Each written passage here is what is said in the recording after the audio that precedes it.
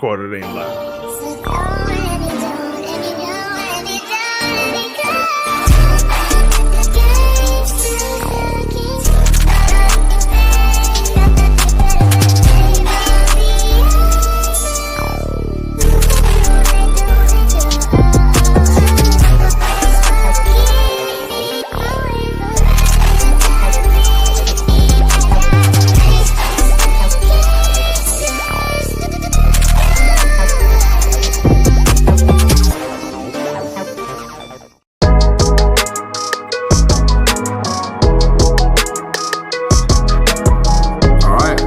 Two-man game. It's a Saturday afternoon. It's beautiful outside here in Houston, Texas.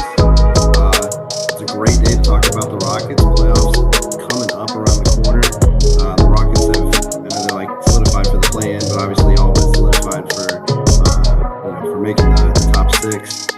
Now it's like just a seeding game and just trying to figure things out and get things sharp as possible before the big dance starts. You ready, AK? I'm ready for it, man. This is a two-man game. Let's rock. Pick and roll. I don't know who running point, but I'll be glad to finish that. We also don't know who's running point.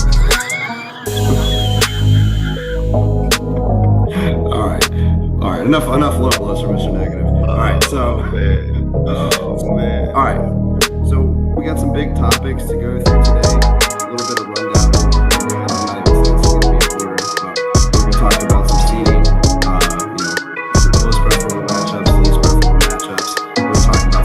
Data. AK wants to get into some of the lineups that have been going on. We can talk a little bit more globally about how the team's been coming together in March, especially with the new two-man big lineup, two-big-man lineup. So where do you want to start, AK? Oh man, I guess let's really kind of start with these 5-man units. I want to start with these 5-man units, and then I want to look at some 3-man data and then some 2-man data. 4-man data, I just think doesn't make sense. So, one of the things that I was looking at, obviously, we're still using that Fred, Dylan, Jalen, Amin, and Alperen lineup the most. We shouldn't. It's still a negative. So, we're gonna I'm not gonna go into. Bruh, it will never make sense to me. Unless E-May can kind of sell it to me in some kind of way, man. Like, I just don't understand it, and I don't even want to. I've gone on about it so much, I don't want to go on it too more, man. But there was a lineup that also is a negative, but I saw when we played the Utah Jazz, when we used it correctly, it made sense on both ends. It was the Jalen, Amin, Jabari, Tari, and Şengün lineup. Let me see if I can find that. I should have had it pulled up. But in theory, that team that lineup has enough passing, enough ball handling, and enough cutters to kind of shooting, decent enough shooting. Has enough of everything. Yeah, I agree with that. Yeah, and we really haven't played that lineup a lot this month. And I think that if you telling me that E-May is actually going through these lineups and saying to himself, well, that lineup isn't working too much. The data is showing that lineup isn't working too much. We're not going to go into it too much. All right, cool. We'll justify that lineup that you like to play the most and actually start. Like, that's kind of where I'm at with that, bro. But yeah, when we played the Utah Jazz, that lineup that we finished with, the biggest part of that lineup to me was no veterans, well, no quote-unquote veterans. No Dylan Brooks, no Fred VanVleet, the two vets really that's mostly in the rotation. Steven Adams as well. But obviously Steven Adams was out, so we didn't go to the double big and then zone out of it. However, we did run zone with without Steven Adams, no double big, and I think it was who were the three in the front row? Was it? I think it was Jabari, Alperen, and Amin, if I'm not mistaken. Or was it Tari? No. I think it was Tari in place of Amin, and it looked good. And I was like, okay, so you're telling me that you can trust these young guys to do more than you're actually giving them rope to do. Like, that's my biggest takeaway from some of these 5-man units, especially like down the stretch. So, but yeah, man, I'm just looking at in general with all of the 5-man units, the ones that we use the most, 2 of them out of the top 5, 3 of them are negatives. Just FYI. And this is in March, sorry. Not for the season, this is just in March. Yeah, it doesn't really make too much sense to me, and I don't know if it's like a singular game that's skewing their lineup data, but when you're a minus 30 in 32 minutes in 10 games, that's not just a one game. And which lineup is that? Oh, let me give that to you, matter of fact. Brooks, Jalen, Amin, Jabari, Tari, and Albert. It doesn't make sense. Yeah. You would think that lineup would be better than it actually is, and it's not. It's actually horrible. I think a lineup like that, you would need all 5 guys to be rebounders. And if you have Dylan in there, I think that's gonna make that tough. And I think if you plugged in Fred for Dylan, I think you would have a similar problem. So I don't know who you would put in there. We don't really have a 5th guy. I mean, that's gonna play in the playoffs, obviously, but unless you put like Jeff Green or something. I can see why. You said Fred in place of Dylan in that. No, I think you would still have the same problem. I think that I don't know what the data says, but my thought process is that team does not rebound well enough. Funny enough, 65% rebound percentage. Funny enough, and that's, let me see what that is for like a regular. That's defensive rebounding, right? That's total rebound. Defensive rebound is 90%. I wonder why they're just not shooting the ball well. I mean, that is kind of strange.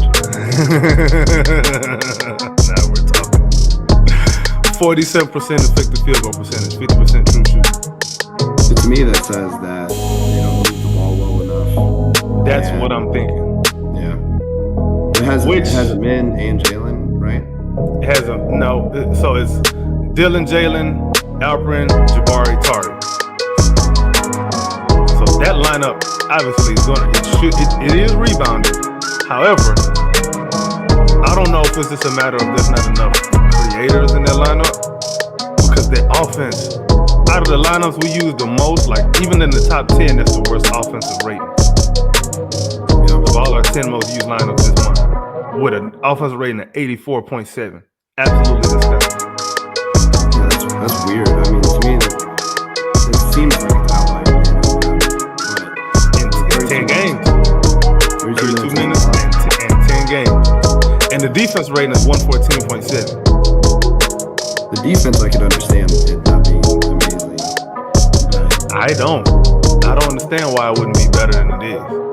Like, it shouldn't, even if it's not going to be amazing, it shouldn't be absolute hot garbage. 114 is terrible. 114 would be 14.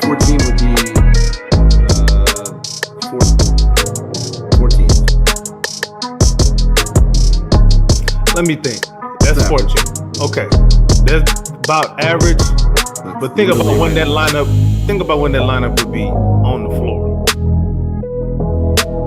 If it's playing against second units, if they're playing second units and you putting up 114 defensive rating, that's terrible. I'm sorry. Better offensive bench. So for 10 games, that was the case? Yeah, but for 10 games, that was the case? So in like 3 minutes, like, it doesn't make sense to me. Like, the reason I'm looking at these lineups is so I can be more mindful when I see it on the floor and see how they're being deployed and try to get a feel for why it's good or bad. Because in some of these lineups that don't make sense, that shouldn't be working, like those double big lineups, the way they're being used is optimal. So it's like, okay, in theory it shouldn't work, but when you use them in this way, okay, I can get it, I can understand it. That's not what's always happening, which is why we're in our top 5 most used lineups in this month. 3 of them are negatives. So, yeah, that's why I wanted to pull this out, man. I mean, generally, this team has a problem with moving the ball. That's why the offense is inconsistent at best. And just usually, I mean, in terms of execution, the offense is above average, right? But it's based off of other things like offensive rebounding, which we all knew. But here's the stats for you. And fast break points. And fast break points. And they're not wildly efficient at it, but they do. They're not. Because they're turnovers. Yep. And they're good at rebounding, defensive rebounding. Where do you think the Rockets rank in assist percentage? In March, assist percentage in March should be on an uptick. So I would say for the month, maybe like 12 or so. DFL. 54.3%. I thought there's been a few games in there, but there's been a few games in there where we moved the ball pretty well. We had like 30 plus assists. Yeah, I mean, it seems that's weird. This team don't make no sense. Well, I mean but that's why it's. I wonder what their isolation. Because it is a weird team because it doesn't seem like they have a lot of isolation play. Like it's not like Silas. They're like just saying go attack this guy, right? And they're certainly not matchup hunting for isolation plays. Unless it's Dylan on the post. Yes, that is the only time, I would say. So I'm curious maybe what is their play type? I went 900 for our best play types. I think it was miscellaneous. or I think it was putbacks. It was either putbacks or miscellaneous, which is one of the. So like we're not top 10 in any of them. I think. Yeah, unless you're looking at, if you're looking at points per possession, and that's another problem with the Rockets. What you would see as far as something that's high in points per possession, we don't run it frequently. So I don't know what data is more important to look at, the frequency or the points per possession. Because if we don't run something frequently enough, points per possession is negligible. It doesn't really matter. And what's a good threshold to look at for frequency before you start, considering the points per possession? Like, there's just so many questions with this team, and it's all of the questions that we have are on offense. Because defensively, they've gotten it together. Yeah, they got everything together. Everything's organized. I don't really worry about them too much on that end unless it's against certain matchups. Now, teams that move the ball. 53.6 effective field goal percentage allowed, which is like 6th. And they were trending towards like 18th or something at some point during the midway. I mean, they were still like 2nd or 3rd overall in the season. It was getting bad, like on a weekly basis when I was looking at that. And then we did have a rough patch. And then they're second to last in 3-pointers allowed, which is interesting given the 2-big lineup. Like Andrew pointed that out to me that even the double big lineup is not giving up a ton of 3-pointers, which I think is kind of fascinating, really. I think part of that sauce to that winning, right? Yeah, it doesn't make sense. Like, think about it. Another thing that doesn't make sense.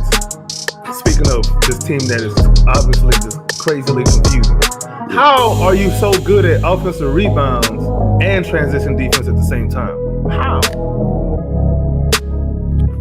Weird ass team. I don't know if it's because these dudes are like stupid athletic and they're able to do both at the same time. It doesn't make any sense because usually you're giving up one or the other. You got to commit all the way to offensive rebounding or transition defense. Like the Utah Jazz for years, when Rudy Gobert was over there, they were terrible at offensive rebounds, but they were really good at transition defense because they committed everybody to get back on defense. But then again, when you got a sorry backcourt, as far as I ain't gonna say a sorry backcourt. When you got a small backcourt, yeah, you kind of need to do that.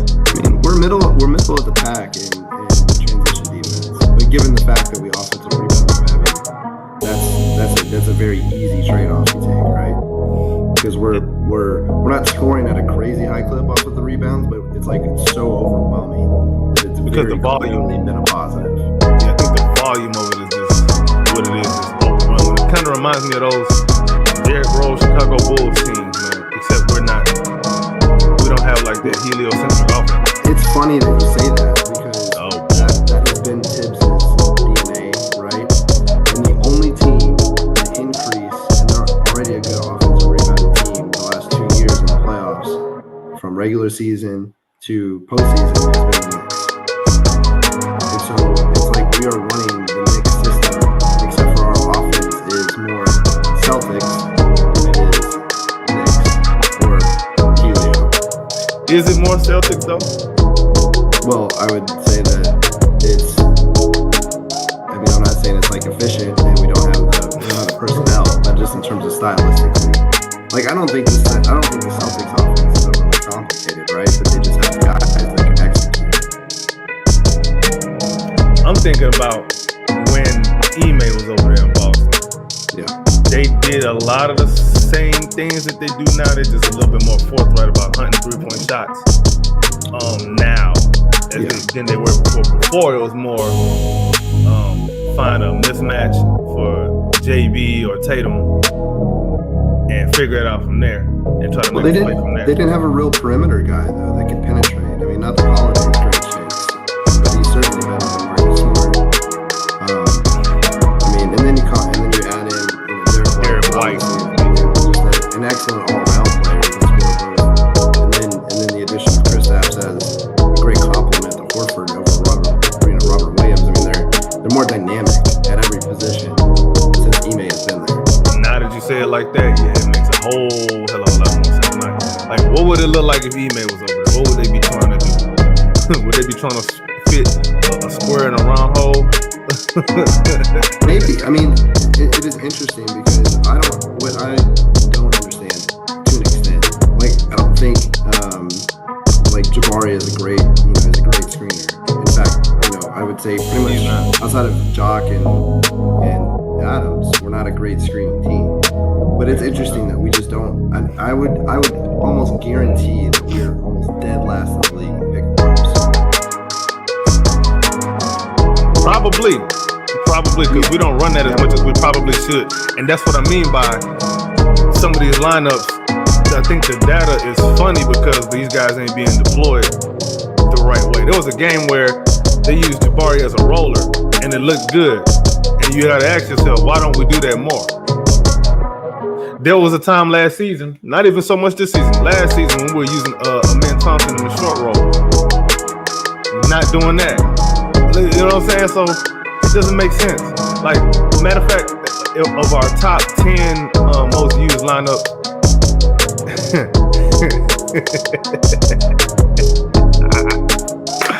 the best defensive lineup.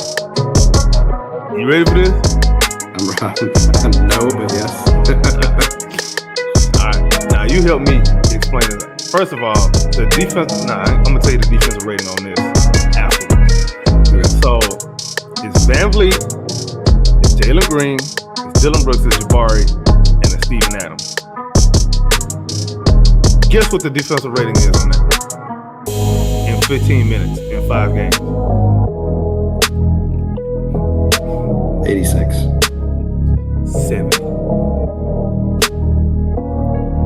That ain't the funniest part. Guess what the offensive rating is? Price is right. The price is right. 71. 160. 90 net rating. Makes no sense. You would expect the inverse to be true with that lineup. I mean, I think going back to like what you were saying before about not playing to our strengths, or certainly not attempting to play to other people's strengths, is that I think that's why the double big lineup frustrated me at first, because it seemed like an easy cop out to attempt to develop some of what we had, and it seemed like meat on the bone that we had that we're just not using, like the control roll, the Jabari pick and pop, stuff like that. But I mean, Steven Adams has just become so important to the team, and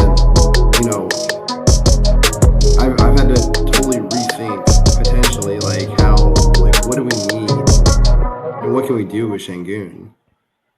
But that's like an off-season question, right? Yeah, But I it's think like, the answer though is you can do a lot. You can do more with Şengün than you do. I mean, I think if Şengün can be like do the baseline Al Horford stuff plus the Şengün stuff, then then you just get a big center, right? I don't know about full time though. That's the problem. Yeah, I don't know about doing that full time. You can do it a lot of the time, Yeah, but you need someone else besides Steven Adams just because of his age. I mean, like for instance, just as an example, right? The Warriors didn't use the death lineup all that much during the regular season, and then they didn't start it in the playoffs. But when it was Game 7, how many minutes do you think those dudes played? 30, 35 with that lineup? A lot. They were spamming the crap out of that. And we gotta have that. You gotta have that lineup that can do that. Maybe you can put full time if you're the right guy. Yeah, here's an interesting 5-man double big line. Obviously, you got Adams and Şengün, but the in between is Jabari, Dylan, and Jalen. Now that's been the really good one, right? Boy. It's a net rating of 65. Offense is 65. I mean, defense is 65.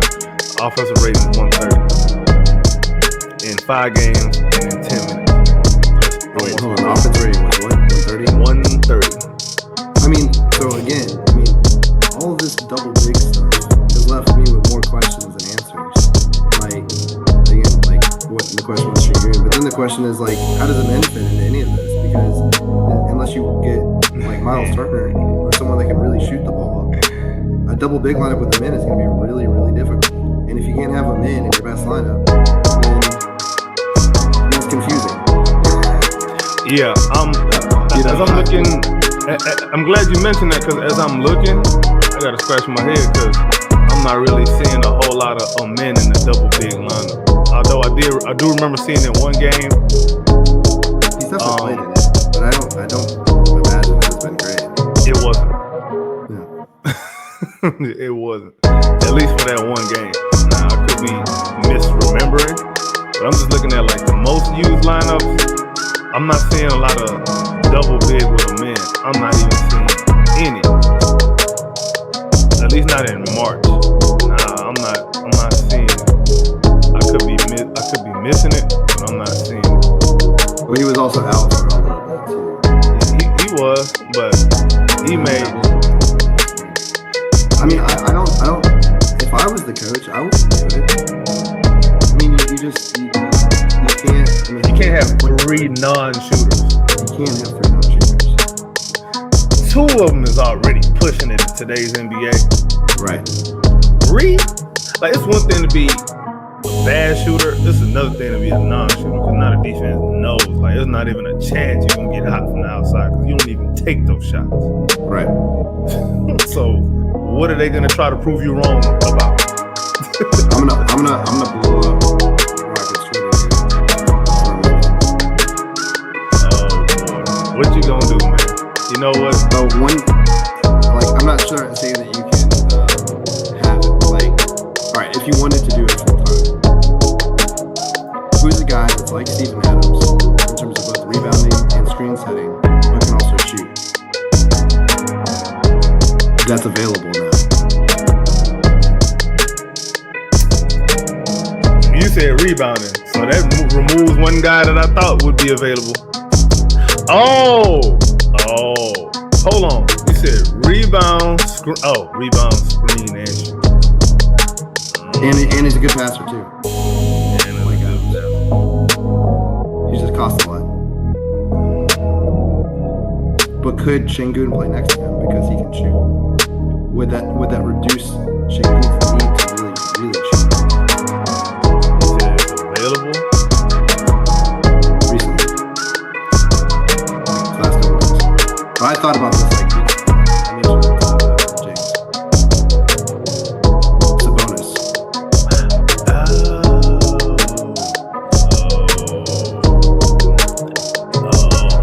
I didn't think about that. So if you had Sabonis, Şengün, Jabari,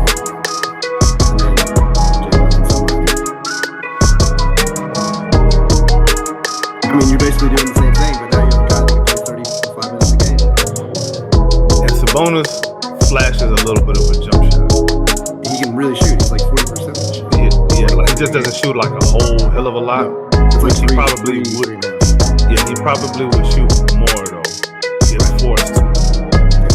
But then if you do that offensively, well, I'm starting to. I can see the vision for it a little bit. It's not crazy. It's not. But a man cannot fit in this model. A man does not fit in that model, and that's the problem. And that's a guy you kind of want to fit in anything you're doing moving forward. That's a guy you're considering in moves. It is, and the problem with Adams is that Adams is unique, obviously, in his skills. But Adams is unique as he's a guy that's as talented as he is, but gets paid like a bench guy and only plays 15 or 20 minutes a game. You're not going to be able to replicate that with someone else because you're going to get someone who lacks substantially something that he does. Right. Moving forward, like next year, whatever. But let me ask you this: if that player that you're trying to replace Adams with is a little bit worse at one thing, but a lot better at something else, do you run with it, or does it depend on what he's better at? For example, let's say he's not as good a screener, but he has some pick and pop ability or above the rim ability. I think like maybe if not as you're good a saying, passer. if you're saying Miles Turner, right? Like Miles Turner, I think is interesting, right? Because he really can shoot, and he can shoot high volume. And obviously he can catch lobs from Sengun or whoever the point guard is. But I think the problem with him is he's just not good enough at rebound, and I think that's why that lineup. Yeah, works. that's part of the reason why I like Miles Turner, but big man that don't rebound, I'm not interested. Why are you big? You gotta be a rebounder. So we're trying to replicate this in a way that can make. Because if with Sabonis, I think you're replicating in a way that actually makes the offense more efficient everywhere else. You're not relying on the offensive rebounds now, but also you're still maintaining your. So now you're winning the possession now, and you're more efficient. I mean, that's like how you explode what you're doing now to something great to OKC level, 12 net rating or whatever, right? I thought you meant it in a different way, but I'm gonna leave that one to myself. Oh, yeah. No, that's Timothy McVeigh here. Too young for most of our audience, probably. But all that being said is I've opened my mind to trying to figure out how to replicate this in a way moving forward, but also it leaves me with further questions about all the pieces that we have and how that works in it. I got a name for you. Clint Capella. So Clint Capella does a lot of the same things, right? Mm-hmm. Like probably slightly worse at. But the one thing he can do, well, I don't know if he can do it. When he first came into the league, he was pretty good at getting out on the perimeter. That was one of the reasons why he was He's not as good. He's not as good at it, but he's better at it than Adams is. A lot better than Adams is. And he's not as much of a lob threat as he once was, but he's more of that than Adams is. That's why I say and he's a lot better screener than he even used to be though. So I agree. You can keep some of that because he's setting really good screens for Trae Young when Clint Capella was healthy. And that's another thing too. He's not as healthy as he used to be. So that and then that debate where Sengun really has to shoot. Like if this isn't a lineup that's like the secret sauce to the Rockets winning the playoffs, hypothetically, right? That means Sengun's really got to shoot the ball. But I also wonder if Capella or a player like Capella, they're passing. Because one of the reasons it works is Adams is a good passer. So yeah, the spacing kind of sucks. But if everyone can kind of pass the ball, it kind of works. But you could have Clint Capella in the dunker. You don't even have to put him in a position where he needs to be passing the ball. You could just put him in the dunker.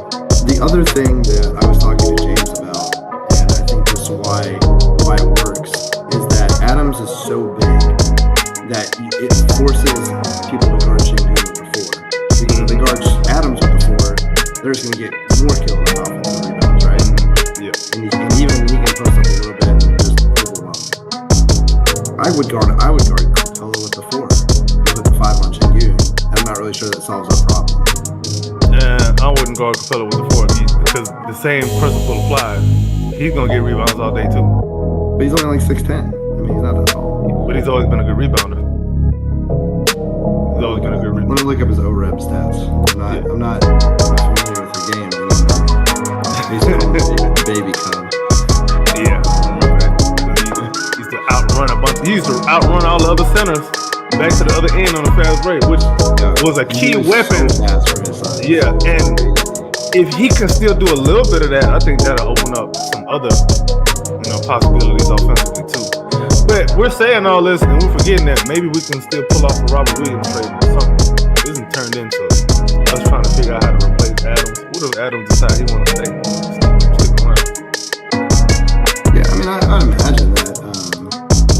I imagine we'll do what we can to retain him, but I mean, he's had a lot of success here, right? At this point, he's like obviously very important to what we're doing. So very much so. Let me see. All right, Capella. Let me look at you. Yeah, 3.2 OREBs a game in 21 minutes. That's pretty good. Yeah. So Capella is a guy that we could probably mess around. And then Capella, I would think he'd be available on back-to-backs too. Yeah, that's true. Because he's not coming off. Yeah, he's 18th. He's 18th in OREB percentage. Good call. I like it. I think it's doable.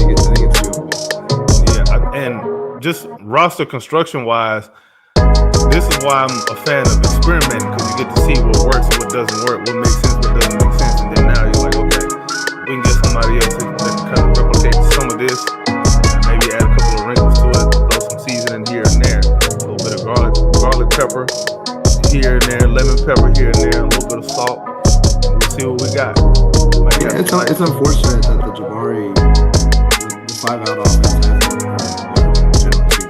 hasn't worked. I think like he may envision it working. I think that's cap. He just don't use it. Well, and then if that's the case too, at some point, in the playoffs, I think we need that lineup, and it's just like throwing it out there for the first time with a bunch of young guys in the playoffs. I think it's just not gonna go well. And we went to it. I know this was just the Philadelphia game, but when we went to it, you saw what happened. It was thunderous. It was just, and I think it might be more matchup dependent, but Ime seems to like having size out there. Like, he likes to have bigger guys out there. Like, one of the things that I'm impressed with too is when they put Jabari at the 3 in there with Adams and Şengün. That looks good too. Like, you wouldn't expect it to look as good as it does, but it looks good. And I'm happy with it. And part of it is just because the size, you're even if you get beat, you're running into stuff and length. I mean, it's just difficult. As long as he's running people off the 3-point line, it just becomes difficult. That's what Jabari is really good at. I gotta go and see what Jabari's numbers, what the numbers are. I don't know if we can even find this. Like, what are the numbers, or how many contested 3-point shots does Jabari have? Because they don't even shoot. Like, when you watch a game, I don't remember a lot of times when people even trying to shoot over Jabari. Like, they're just like, let me just try to get that. He's too damn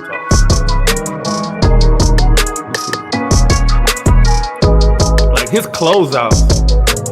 If you ask me, bro, he probably got the best closeouts on the team. Like, it's intimidating. Like, his closeouts are more intimidating than really anybody else on the perimeter. Because when Tari does it, he's gonna foul you. Amin is usually at the point of attack, so he don't get a chance. And then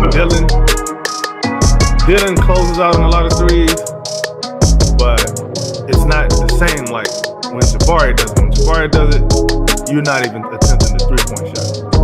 When Dylan does it, you're at least attempting it. So yeah, Dylan and Jalen are by far the worst.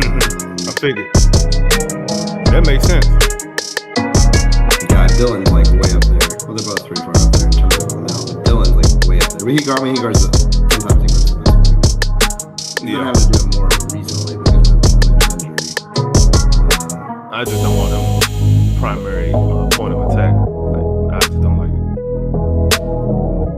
Yeah, I mean, you know, it's crazy that a man is clearly the best closeout guy. Yeah, I would figure. But how often does he even need to close out seeing as he's on the ball? Well, if we're playing a 5-out lineup. Oh, we're playing 5 out. Yeah, that's different. Yeah. So, I mean, which is why I thought we were talking about the context of. Oh no, you're talking about in the double big. In the double big when Jabari is at the 3, even when he's not at the 3, even when he's at the 4, like as a matter of fact, whenever we do run 5-out offense and Jabari is over there at the 5, we give up less threes in general. Yeah. Like Jabari, I don't know what it is about Jabari being out there, but when he's out there, they're not attempting a lot of 3-point shots.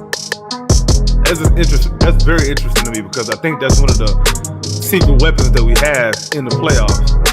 Because I like to call the 3-point shot is the great equalizer in today's NBA. If you take that away from somebody, well, you got to find something else to be good at or something else to get lucky with. What's interesting though, I think is people. Yeah, so this speaks to it a little bit too, right? So guys are attempting 33% 3-point, like in terms of the frequency against Jabari. So it means he is closing out, right? And either they feel like they can attack him and get to the basket. They're not settling for threes against him for whatever reason. Partly probably because he close out. Partly he's not the most fleet of foot guy. But the thing is like, again, who's actually just gonna toast it? I mean, there's gonna be some guys, right? But you know, unless it's Jason Tatum or something like that, there's just not gonna be guys that are just gonna be going crazy against him.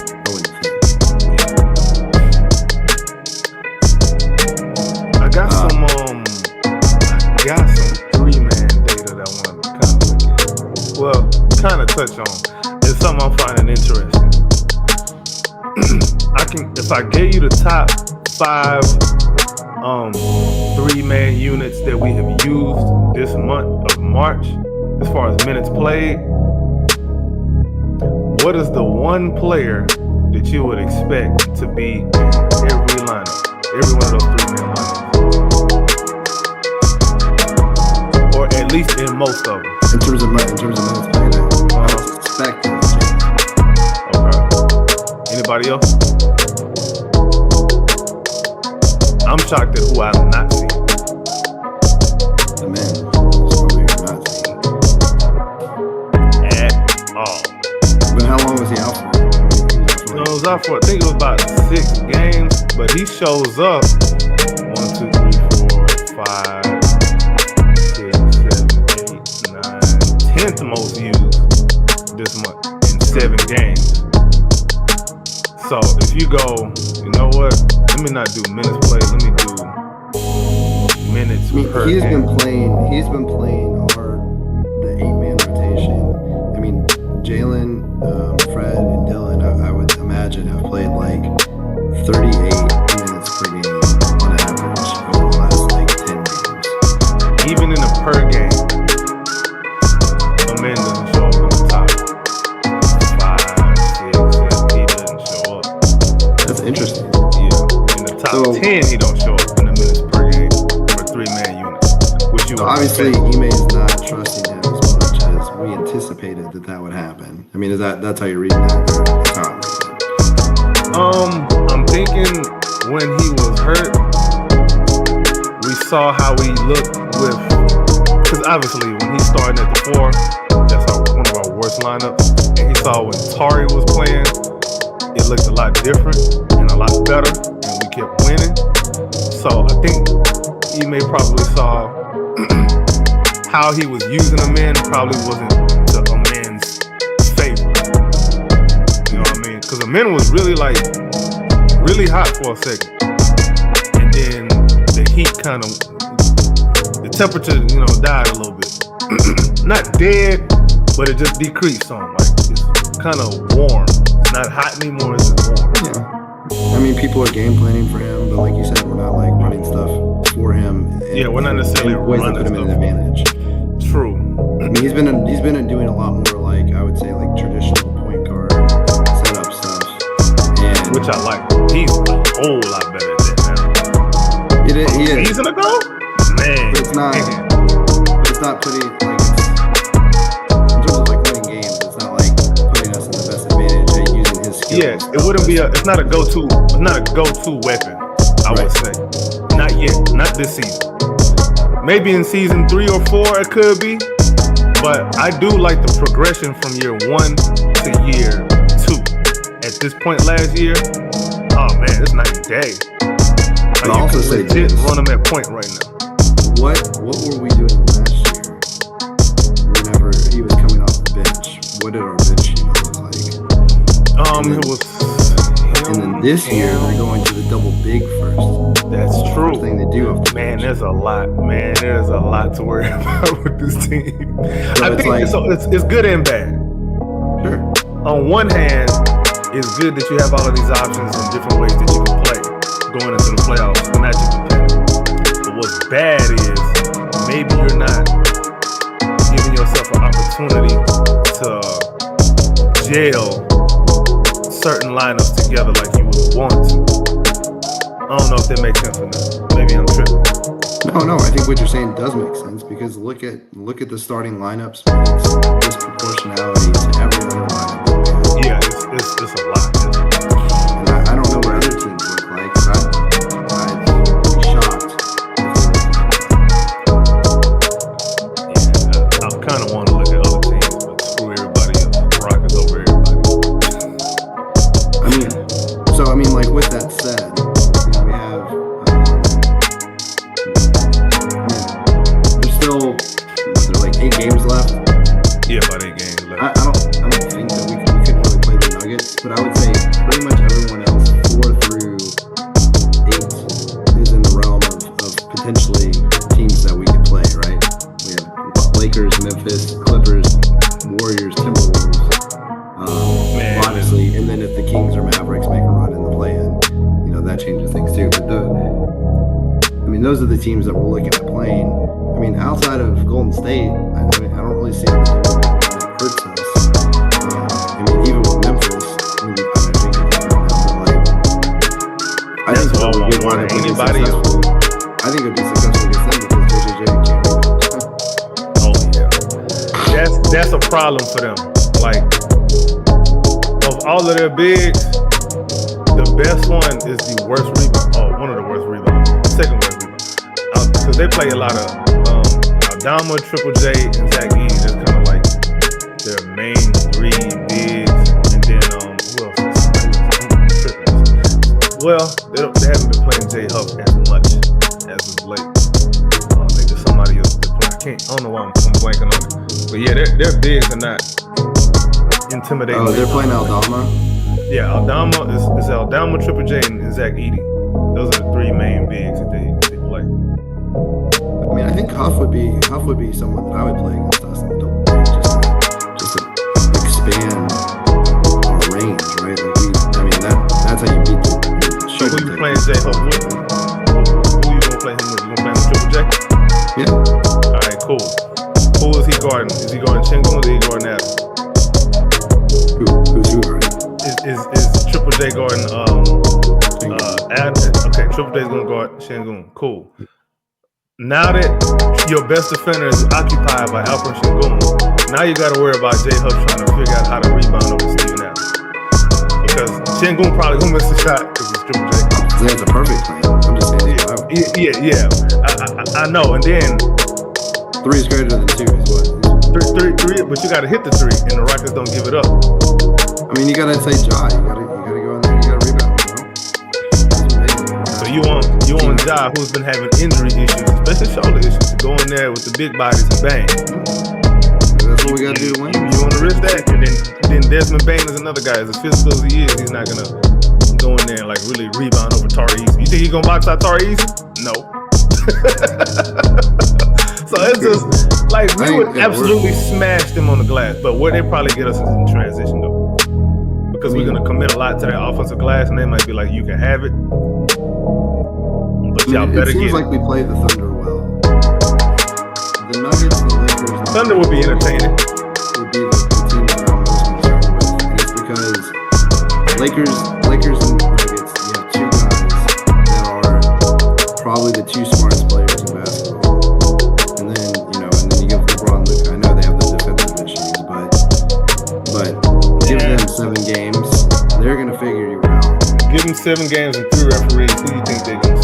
Who do you think gonna I mean, win the that thing battle? is that if I'm the Lakers, LeBron's just gonna attack Fred and James mercilessly, or Luka's gonna attack. What you think the Rockets gonna do on the other end? They're gonna attack LeBron and Luka mercilessly. Oh, Luka better be in the weight room doing squats, because they're gonna find ways to get him matched up on the wrong people. I mean, are you sure? We don't do I'm that. sure. I am sure. I'm not so sure. I mean, I'm interested to see what our offense looks like. I don't know, man. And then Jokic, same thing. I know we have the bigs to throw at him, but smartest guy in the room.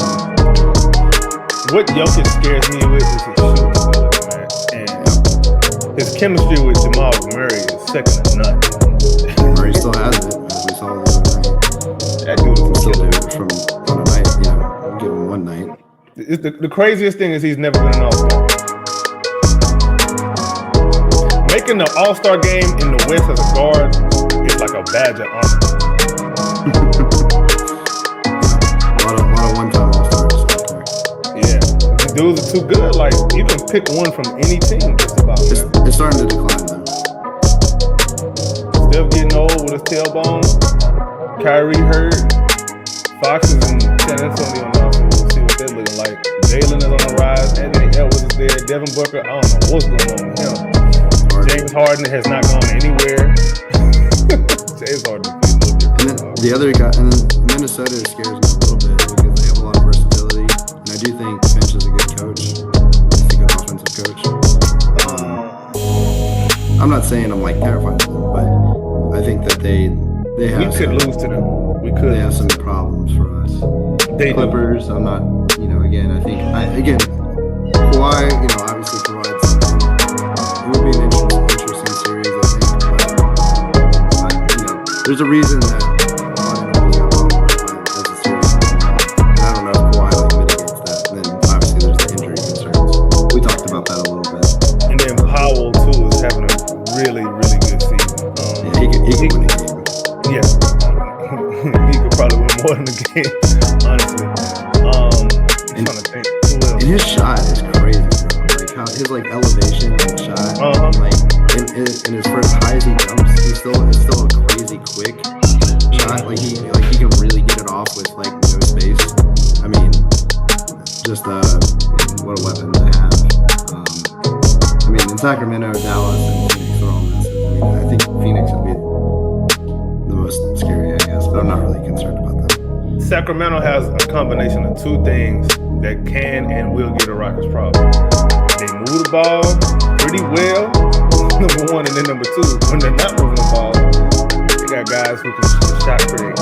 DeRozan, I don't care how old he ever gets, one thing he's going to be able to do is get a shot. Yep. Zach LaVine, when he gets to going, he gets to going, and it's good luck catching him. And then Malik Monk is underrated. Good. I'm not even.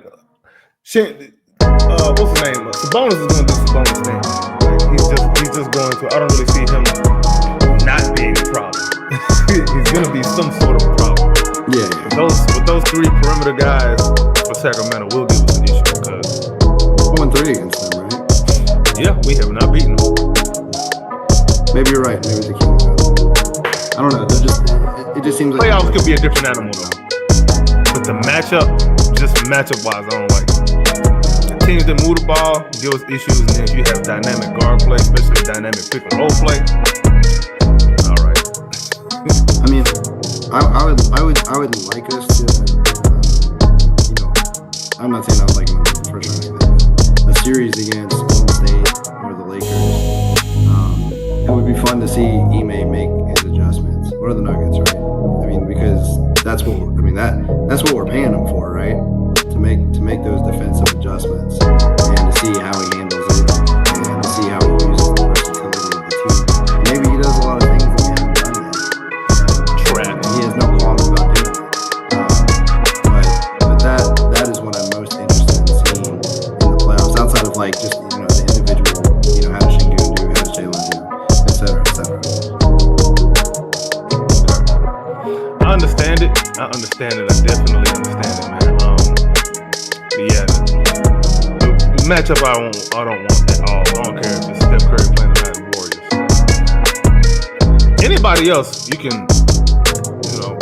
I'm trying to think like who would be like the only one that I think is like easy pickings. Like I think we're for sure gonna win that one is the Memphis Grizzlies. Outside of that, everybody else, it's like a 50-50 chance, man. Honestly, because the West is just that. Does Memphis get the interim coach bump in the playoffs? not in the playoffs. Probably in the regular season for a little bit, but the Rockets matchup is bad for them.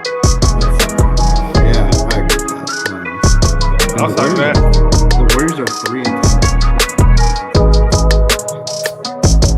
It's because the Rockets ain't over there. They're probably their record will look a lot different. So sick of them. So sick of them. Man, how many California teams trying to make the playoffs?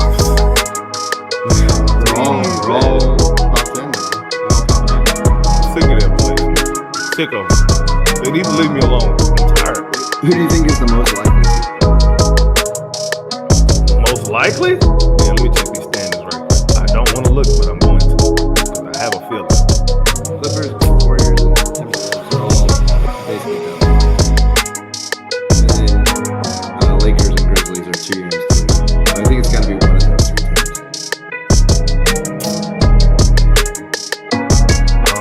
teams. I think the most likely might be the T-Wolves. About to look at the schedule down the stretch. Might be the T-Wolves. Because the Warriors are going to slip enough, but they'll still make the playoffs eventually, but I think they're going to end up playing OKC in the first round. I think the Kings probably end up playing the Warriors in the play-in. Clippers have a cake. So they match up with the Nuggets, which would be a very interesting matchup. Yeah, and that's a bad matchup for the Nuggets because they have guys that can take advantage of Jokic on defense. Whereas I think that's where that would be the struggle for us. I would say Minnesota and the Warriors can look pretty even. I'd probably say Minnesota is slightly.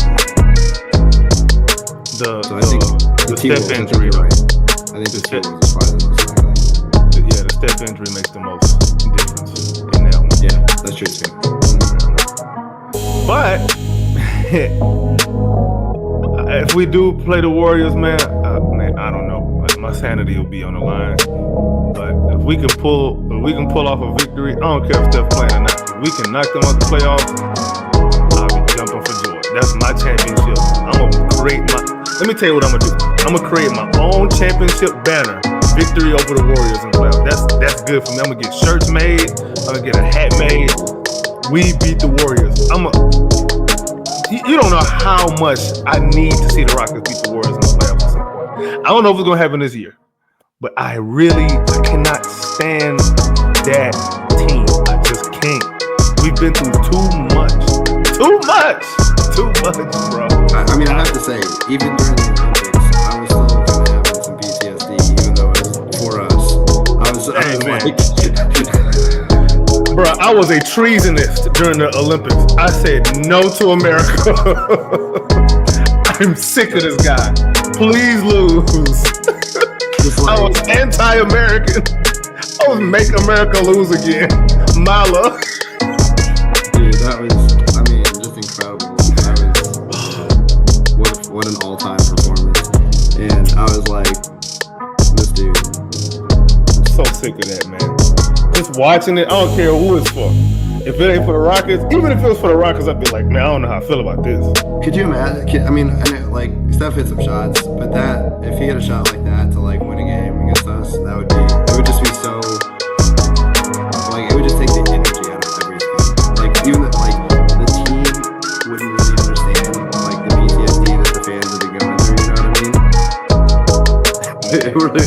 people in the front office would understand. Yeah. Broadcasters would understand. Oh, for sure. They'd be like, why is the energy so bad? But Gerald Green would probably go fight Draymond or something in the locker room. That's it. Like, this is too much, bro. It's too much. But I ain't gonna lie. The more I'm thinking about it, in a playoff setting, I forgot they got Jimmy, man. When does it end? Yeah, Jimmy hates us, dude. He does. So does Steph. So does Draymond. And hell, Kevon Looney hate us too. It would be brutal. Oh, come on, dude. The amount of times that we couldn't freaking get past Kevon Looney and like just driving like Chris Paul, I can't get past him. I'm like losing it or Eric Gordon. I'm like, someone get past this guy. He's like a freaking statue. And he always gets offensive rebounds. Yeah, man, he's just a problem. Like, their role players play their role so well against us, and our best players don't play well at all against us. It just doesn't make no sense. But I'd like to see how it looks though, like in action. I'm really ready for the playoffs now at this point. I don't really care too much about who we match up with. Yeah, I joke around and say I don't want the Warriors, but it is what it is, man. We're really gonna grow up. That's all there's no conversation. I'm telling you. A ways away, but. And honestly, anybody we play, I think it's going to be a good series. I think it's going to be entertaining. We pretty much got some level of a story with everybody, some kind of way. Yeah, so it'll be interesting. It seems like we always play entertaining games. My friend who moved here or whatever, and watches the games, but he's not a fan of the Rockets. He's like, this team is crazy. It's like every game is just like, it's just something.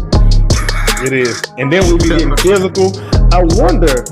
And we can kind of wrap it up on this point, but I got a question for you. Right. So there's something that plays into our favor in the playoffs, the physicality that we play with, but also the lack of Jalen Green getting a whistle.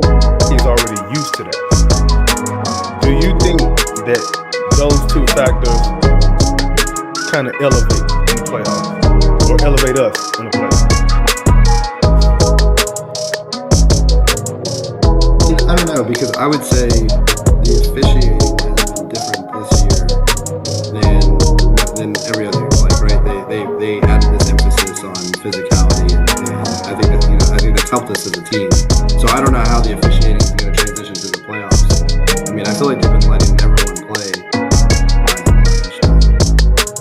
Obviously, everyone has their gripes about how Shea and Jalen Brunson are officiated, but all that being said, I think they've allowed everyone to play, and so I wonder, is that going to be worse or better than the playoffs? I don't know.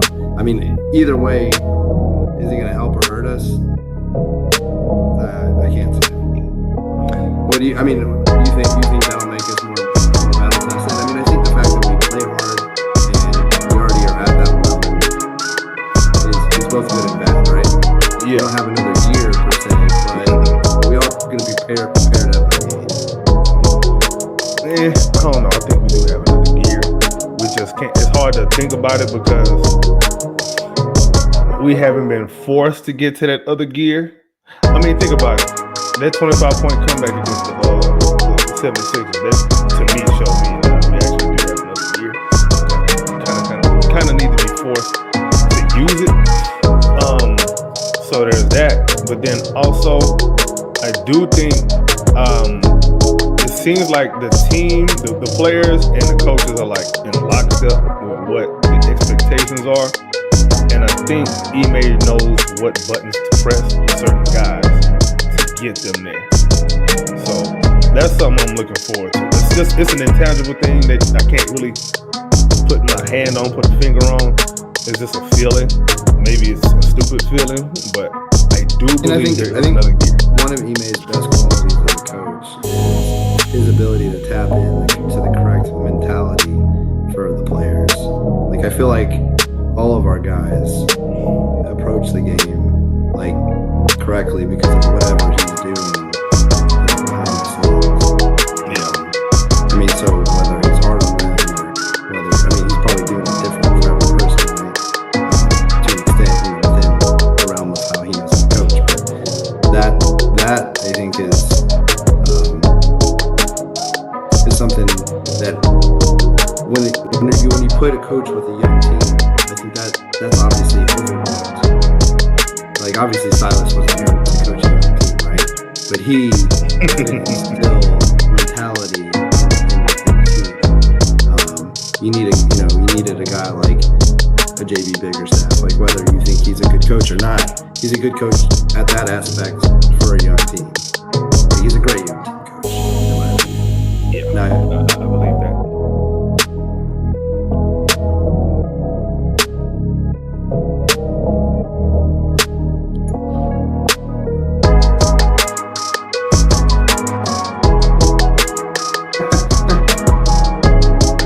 I think you missed like 5 seconds of what you said. Yeah, my internet, like, but I was saying, like, he's just, even if he doesn't have the goods, he's still he's a great coach for the young guys, and I think does have the goods. He's kind of why he was like the perfect coach. We just got lucky to land him, right? He can instill it, and he has the mind to be creative and do all these things defensively. Who else would have done the double big lineup? It's like a bizarre thing to do in this day and age. Yeah, very the much fact so. that he zagged when everyone's zigging. It's impressive to me. Speaking of that double big lineup, outside of that double big lineup, amongst our most used this month, what 2-person lineup do you think we have the best net rating in or with? That's a great question. I was actually going to ask you. I want to actually close on this point. If we can find, if we are even a positive, saying it's the double pick lineup, or if we're only winning off the backs of that thing. But all right, so the best 2-man group. Yep. That's not Adam. It can't be Adams or James. No. It can include one of the two. But what's best 2-man lineup is not Adams and Shannon. It's interesting which one it is, and it matches the hell out. I'll say it's Adams. Adams is in it though. I'll give you that. Who's the other one? Jabari Smith Jr. In 142 minutes, 12 games. They're plus 25 and a half. For context, the Adam Sengun 2-man lineup, 2-man unit, is plus 32.9, which matches the hell out of that eye test, boy. What's our best 5-man?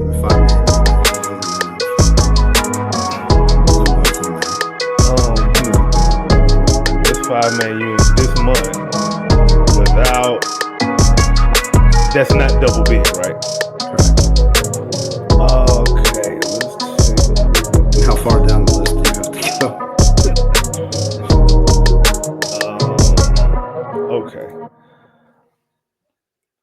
That is going to be really good. Oh, I think I gave one to you already earlier. Yeah, Fred, Jalen, Jabari,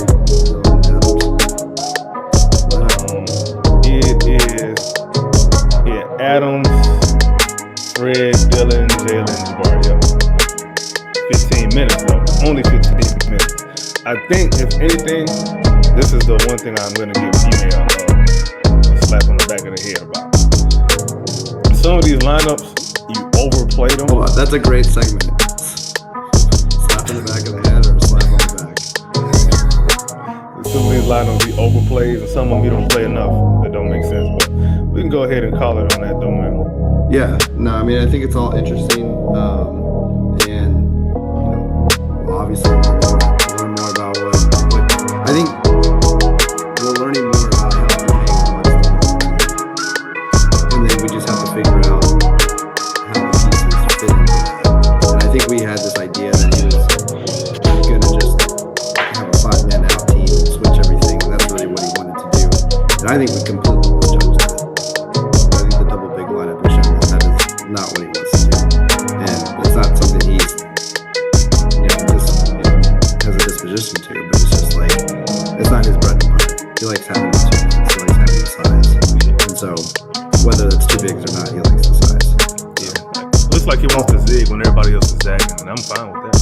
Yeah, no, that's cool. Whatever works, I'm fine with. So, all right. Well, this has been the Two-Man Game. If you have not hit that like button on the channel and you like what you're hearing, which obviously you're still here after an hour and a half of us yapping, go ahead and hit the like button. And if you tell a friend to tell a friend, and tell a friend to tell a friend, it's like a MLM company. You just gotta get them likes, gotta get them eyes. You can get a discount. They gonna think we scammers, bro. State banner that we're gonna have selling out from our store. Oh my goodness, man! Now they gonna think we scammers, man. All right, we gonna end it on that note, man. It's your man's AK Infinity. Follow me on Twitter /X at AK Infinity _. Yes, Rockets Round Robin channel /Rocket Propaganda channel. Hit a like for the algorithm.